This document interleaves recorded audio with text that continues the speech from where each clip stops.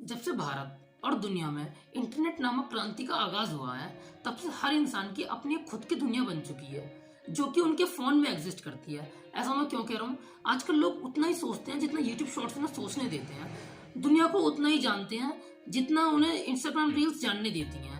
और बात करें न्यूज की, तो न्यूज में वो सिर्फ एक एजेंडा का पार्ट बन के रह गए हैं। उनके साथ एक टीआरपी गेम खेला जाता है और वो उसमें अपना एक रोल निभा रहे हैं। इसी इंटरनेट की दुनिया में एक बयान आता है 2014 में इंडियन एक्ट्रेस कंगना रनौत का, जो कि बोलती हैं कि इंडिया को आजादी 1947 में नहीं 2014 में मिली है असलियत में।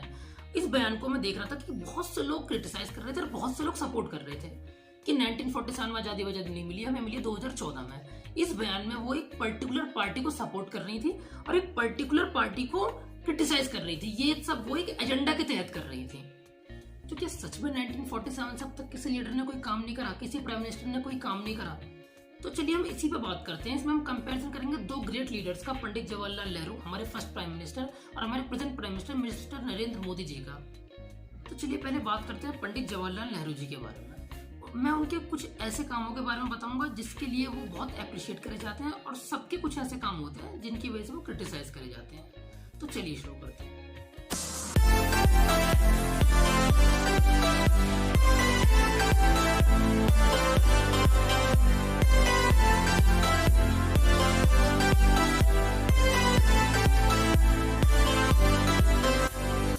Long years ago, we made a tryst with destiny, and now the time comes when we shall redeem our pledge, not wholly or in full measure, but very substantially. At the stroke of the midnight hour, when the world sleeps, India will awake to life and freedom. Pandit Jawaharlal Nehru का कार्यकाल 17 सालों तक चला, जिसकी शुरुआत 15 अगस्त 1947 से होती है और मई 1964 में खत्म हो जाती है। पंडित जवाहरलाल नेहरू का कार्यकाल जानने से पहले मैं आपको एक सेकंड देश की कंडीशन बता देता हूँ। उस समय हमारी कंट्री का लिटरेसी रेट 12% था और 1943 की बंगाल फेमाइन देश ने अभी झेली थी। इसमें लगभग 30 लाख लोग मारे गए थे। नेहरू जी के पहले बड़े काम की बात करें तो वो था 1950 में इलेक्शन कमीशन का गठन। सारी सत्ता नेहरू जी के हाथ में थी। नेहरू जी सबके लिए भगवान थे। वो चाहते तो इलेक्शन कमीशन जैसी कोई चीज ही ना होती, लेकिन नेहरू जी डेमोक्रेसी का पालन करते हुए उन्होंने डिसीजन लिया कि हमारे इलेक्शन जो भी होंगे, हमारे यहाँ कभी भी इलेक्शन कराए जाएंगे, वो इलेक्शन कमीशन द्वारा ही कराए जाएंगे, जिसकी वजह से आज भी एक फेयर इलेक्शन कंडक्ट कराया जाता है हमारे देश में। 1950 में आईआईटी का गठन, जिसके दम पे आज भी हमारा देश इंजीनियर्स प्रोड्यूस कर रहा है, पूरी दुनिया में जाना जाता है आईटी को लेके। 1961 में एनआईएम और एनआईडी, 1956 में एम्स, 1954 में एनडीए नेशनल डिफेंस एकेडमी, जो आज भी हमारे देश में चलती आ रही है और देश का नाम रोशन कर रही है। 1958 में डीआरडीओ, जी हाँ डीआरडीओ में जो नेहरू जी लेके आए थे। उसके बाद 1963 में भाखरा नंदन डैम भी नेहरू जी ने ही बनवाया था। 1956 में ओएनजीसी, जिसे आज बेचने की बात हो रही है, वही ओएनजीसी नेहरू जी ने 1956 में ही लिया थे।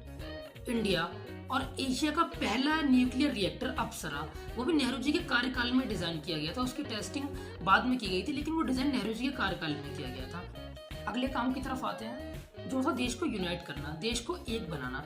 1947 में जब हमारा देश आजाद हुआ था तो लगभग 54 प्रिंसली स्टेट्स बन चुके थे। उन सबको एक रखना, क्योंकि सबकी अपनी सरकार बन चुकी थी, सबको अपनी सरकार बनानी थी, सबको अपने कानून बनाने थे। उस समय पे नेहरू जी ने बहुत बड़ा योगदान दिया था। नेहरू जी अकेले नहीं थे, पूरी एक संस्था थी जिसने सबको एक करने का काम किया था, लेकिन नेहरू जी ने भी उसमें बहुत बड़ी भूमिका निभाई थी, बहुत अहम भूमिका निभाई थी। हिंदू सिविल कोड का जो रिफॉर्म हुआ था वो भी इनके कार्यकाल में ही हुआ था। हमारा अगला पॉइंट आ जाता है Nehru G connection with science. Nehru की जो सोच थी वो बहुत आगे की थी, वो दूर की सोच रखते थे। उन्हें पता था देश की लड़ाई झगड़ा अपनी जगह है, लेकिन अगर हमें देश को ग्रो कराना है, देश में विकास चाहिए, तो हमें साइंस पे ध्यान देना पड़ेगा।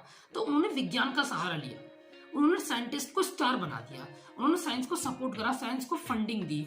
अगर हम बात करें उस समय के कुछ फेमस साइंटिस्ट की, तो उसमें आ जाते हैं सीवी रमन, जेसी बोस, ऐसे और भी साइंटिस्ट थे। लेकिन नेहरू जी का जो साइंस के प्रति लगाव था वो आज भी याद किया जाता है।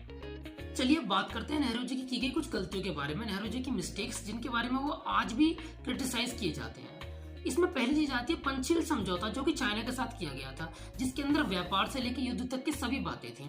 लेकिन जो नेहरू जी थे वो चाइना की कूटनीति समझ नहीं पाए। 1962 में चाइना हमारे ऊपर अटैक करता है और हमें पूरा कंगाल करके चला जाता है। इसकी वजह से नेहरू जी की काफी इमेज खराब हुई थी। वो एक तरीके से बहुत क्रिटिसाइज किए गए थे उस समय भी, और आज भी वो इसलिए क्रिटिसाइज किए जा रहे हैं। नेहरू जी की अगली सबसे बड़ी नाकामयाबी थी कश्मीर मुद्दा। 1947 में जब देश आजाद हुआ तो कश्मीर के ऊपर बहस चली रही थी इंडिया और पाकिस्तान में। उस दौरान पाकिस्तान क्या करता है, पाकिस्तान अपने कुछ आर्मी ट्रूप्स को लेके और लोकल ट्राइब्स के साथ मिलकर जम्मू कश्मीर पर अटैक कर देता है। उस दौरान राजा हरि सिंह अकेले पड़ जाते हैं और वो इंडिया से मदद मांगते हैं और इंडिया उनकी मदद करता भी है। इंडिया जम्मू कश्मीर में सीधे आगे बढ़ता चला जाता है और वो ज्यादातर हिस्से को ले भी लेता है पाकिस्तानियों से। लेकिन जब वो आगे बढ़ ही रहा था उसी दौरान नेहरू जी यूएनएससी पहुंच जाते हैं और वॉर वहीं रुक जाती है। तो माना जाता है कि अगर नेहरू जी वहां नहीं गए होते तो आज ये जो पीओके वाला मुद्दा चला हुआ है, आए दिन हमारे सैनिक शहीद होते हैं, वो कभी ना होता। तो ये उनकी एक बहुत बड़ी नाकामयाबी मानी जाती है। नेहरू जी की अगली बहुत बड़ी नाकामयाबी या बहुत बड़ा काम जो था जिसके लिए क्रिटिसाइज किए जाते हैं वो था कम्युनिस्ट पार्टी को दबाना, कम्युनिस्ट पार्टी को एक तरीके से खत्म कर देना कुछ समय के लिए। इन्होंने क्या करा था, 1957 में इलेक्शन हुए थे केरल में और उसमें कांग्रेस नहीं जीती, उसमें जीत गई थी कम्युनिस्ट पार्टी। उनका अपना एक सीएम बन गया था। लेकिन ये बात कांग्रेस पार्टी को बिल्कुल भी हजम नहीं हुई। चारों तरफ कांग्रेस थी, ये बात कैसे हजम होती है उन्हें। तो वो लोग क्या करते हैं कि इनके खिलाफ नारे लगाने शुरू करते हैं, एजेंडा शुरू करते हैं, कुल मिला के करा के उनकी सरकार को कुछ दिन में ही गिरा देते हैं और अपनी सरकार वहां पे ले आते हैं। ये भी माना जाता है कि नेहरू जी की बहुत बड़ी नाकामयाबी थी। ये चीज नेहरू जी पे शोभा नहीं देती जो उन्होंने करा था। चलिए बात करते हैं मोदी गवर्नमेंट की। मोदी गवर्नमेंट ने क्या क्या काम करा और मोदी जी ने क्या काम करा as a PM, as a India का लीडर। उनकी क्या क्या अचीवमेंट थी, उनकी क्या क्या बिगेस्ट फेलियर थी। चलिए शुरू करते हैं। 26 मई 2014 को मोदी जी देश के प्राइम मिनिस्टर के तौर पर अपॉइंट कर दिए जाते हैं। तो चलिए मैं आपको उनके कार्यकाल के बारे में बताने से पहले उस टाइम पे प्रेजेंट की देश की कंडीशन बता देता हूँ, उन्होंने कहां से शुरुआत करी थी। 2014 में इंडियन इकोनॉमी की बात करें जो थी $2 ट्रिलियन, जिसकी ग्लोबली रैंक थी 10th। 2014 में जब मोदी जी ने शुरू करा तो भारत का लिटरेसी रेट था 69%। फूड प्रोडक्शन की बात करें तो वो था 257 मिलियन टन्स। हंगर इंडेक्स की बात करें तो इंडिया 120 कंट्रीज की काउंटिंग में 55th रैंक पे काउंट करता था उस टाइम। अब तक जो देश की कंडीशन थी वो मैंने आपको बता दी। चलिए अब बात करते हैं मोदी जी की बिगेस्ट अचीवमेंट की जो एज ए लीडर उन्होंने प्राप्त करी। सबसे पहली उनकी अचीवमेंट मैं मानता हूँ डिजिटल इंडिया का कॉन्सेप्ट, जिसके तहत उन्होंने हर घर में इंटरनेट पहुंचा दिया। इंटरनेट इंडिया में पहले से था लेकिन इस लेवल का इंटरनेट डिजिटल इंडिया के कॉन्सेप्ट से ही आया। अब हर बच्चे के हाथ में फोन है और वो इंटरनेट यूज करना जानता है। वो देश दुनिया से जुड़ पा रहा है सिर्फ इसी कॉन्सेप्ट की वजह से। इसीलिए मैं इसे अपनी लिस्ट में सबसे 1 रैंक पर रखूंगा। मोदी जी की सेकंड सबसे बड़ी अचीवमेंट मैं मानता हूँ आर्टिकल 370 का जम्मू एंड कश्मीर से हट जाना। 1 नेशन 1 रूल के तहत एक देश में एक ही रूल होना चाहिए, चाहे वो देश का कोई भी हिस्सा हो। तो ये किसी भी एंगल से ठीक नहीं है कि आर्टिकल 370 वहां पे लगा रहता और हिंदुस्तान का झंडा भी आप वहां पे नहीं लहरा सकते थे। तो अगर हम कायदे की बात करें तो इस 370 का वहां से हट जाना ही सबसे सही था। तो मैं इसे मोदी जी की सेकंड सबसे बड़ी अचीवमेंट काउंट करता हूँ। मोदी जी की तीसरी सबसे बड़ी अचीवमेंट जो मैं पर्सनली मानता हूँ वो है राम मंदिर का मुद्दा। 2019 इलेक्शन राम मंदिर के मुद्दे को एजेंडा बना के मोदी जी शुरू करते हैं और बीजेपी शुरू करती है। लेकिन कई सालों से चलते आ रहा मुद्दा, किसी को नहीं लग रहा था ये मैटर कभी खत्म होगा। इसका डिसीजन सुप्रीम कोर्ट लेती है लेकिन गवर्नमेंट का इसमें बहुत बड़ा हाथ रहता है। मोदी जी की असली अचीवमेंट डिसीजन लाने में नहीं थी क्योंकि वो काम कोर्ट में था। मोदी जी की असली अचीवमेंट थी उसके बाद कई पॉलिटिकल पार्टीज कह रही थी कि अगर राम मंदिर वहां पे बनेगा तो खून की नदियां बह जाएंगी।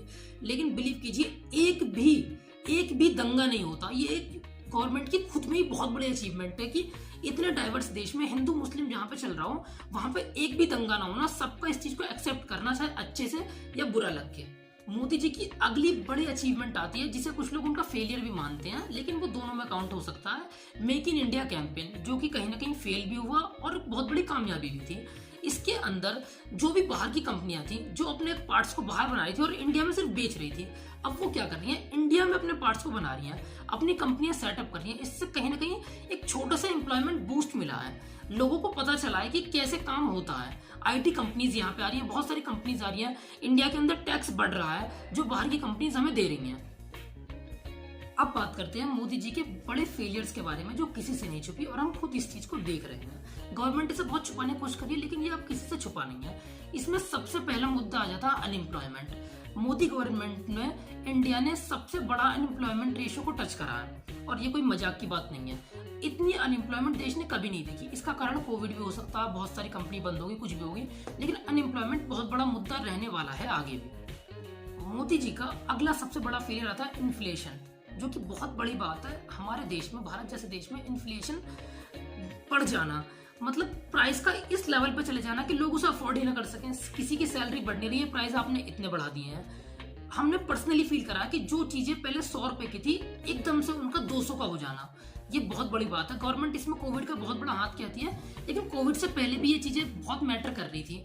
गवर्नमेंट ने कोविड टाइम पे अच्छा काम करा, लेकिन प्राइस राइज होना और सैलरी का वहीं रुक जाना लोगों के लिए बहुत बड़ी दिक्कत का विषय बना हुआ है और ये बहुत इफेक्ट कर रहा है कंट्री को।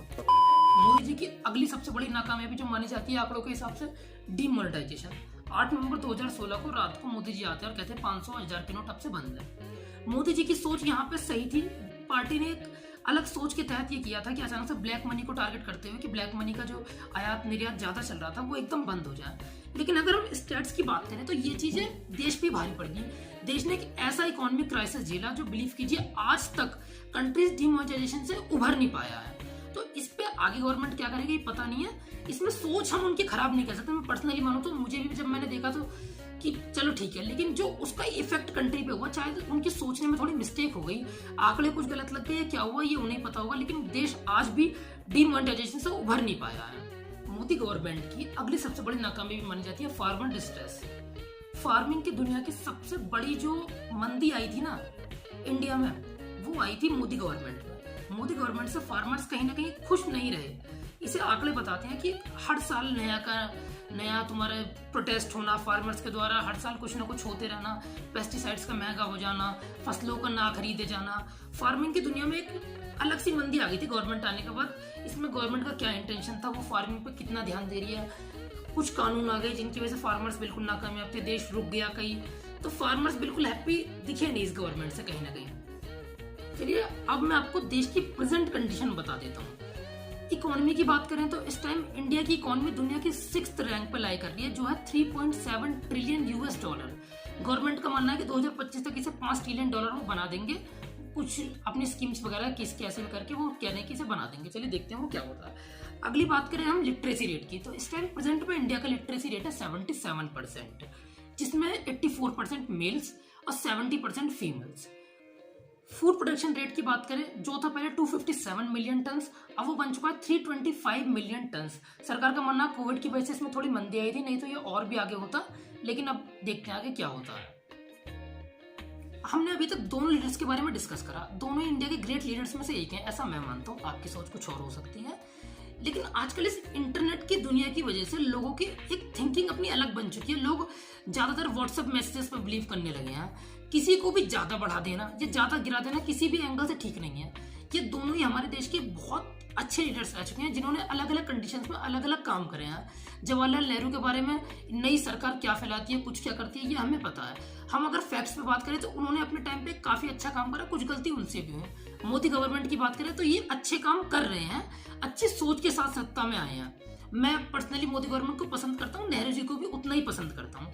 इनसे भी गलतियां हो रही हैं, हमें सपोर्ट करना है, और सबका डेमोक्रेटिक कंट्री है, सबकी अपनी सोच है। लेकिन किसी को बिल्कुल गिरा देना, और वो भी गलत सोच के साथ, गलत थॉट्स के साथ और गलत मैसेजेस के साथ, इस व्हाट्सएप की दुनिया को बहुत गलत काम कर रही है ये। और इस व्हाट्सएप की दुनिया को जितनी जल्दी हम खत्म कर दें उतना अच्छा होगा।